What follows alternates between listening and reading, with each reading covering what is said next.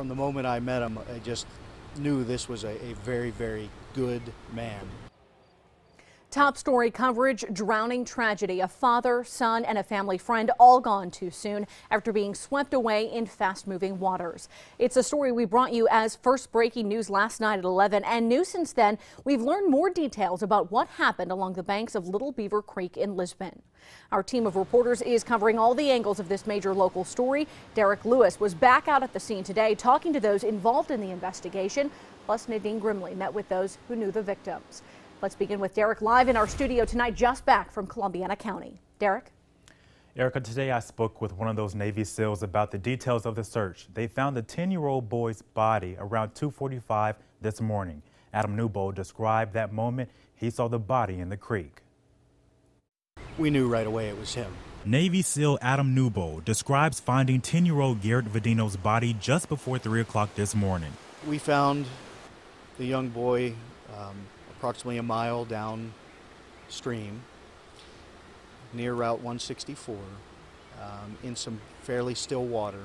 Newbold and his brother, also a Navy SEAL, were called to look for the body by the family after Lisbon police called off their search for the night. We were fighting daylight. Obviously, we ran into about 11 p.m.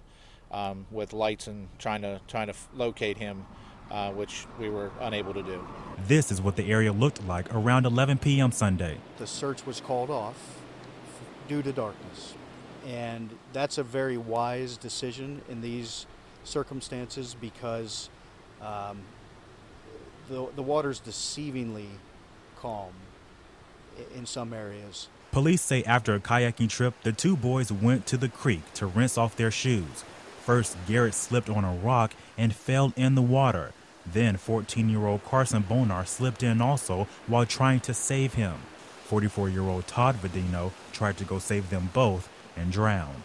My officer then started CPR on the 14-year-old, which he actually got a pulse back, and they were able to transport him to Salem Community Hospital. Eventually, all three died from the incident. A child is always heartbreaking and something you never wish to see, especially if you have kids of your own. And Adam has been a Navy SEAL for more than 20 years. He says as a SEAL, they are suited for situations like this. Reporting in the studio, I'm Derek Lewis, WKBN 27 First News. Now to the victims. 3 school districts are trying to cope with this tragic loss in what was supposed to be a fun kayaking trip on Little Beaver Creek. 27 First News reporter Nadine Grimley continues our team coverage tonight. Latonia, Salem, and West Branch, 3 school districts coping with the tragic loss of Todd Vadino, his son, 10-year-old Garrett, and 14-year-old Carson Bonar. We come together and support each other and love each other, and we can get through this together. Vadino was Salem High School's metal shop teacher for the last 2 years, and the assistant principal here says everyone in the building knew his name. Vadino, a father of 4, had a huge impact on the students he taught.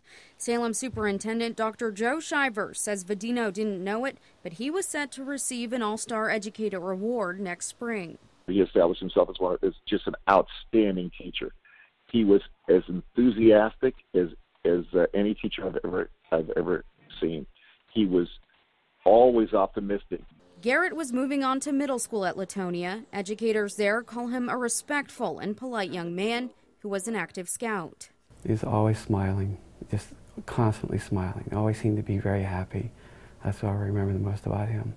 Recent recipient of the Damascus-Ruritan Community Service Award, Carson Bonar, was also into scouting. West Branch Principal Roger Kitzmiller says he was an honor roll student with a bright future. Boy, I would want people to remember Carson for the person of integrity that he is, his desire to serve people and serve the community.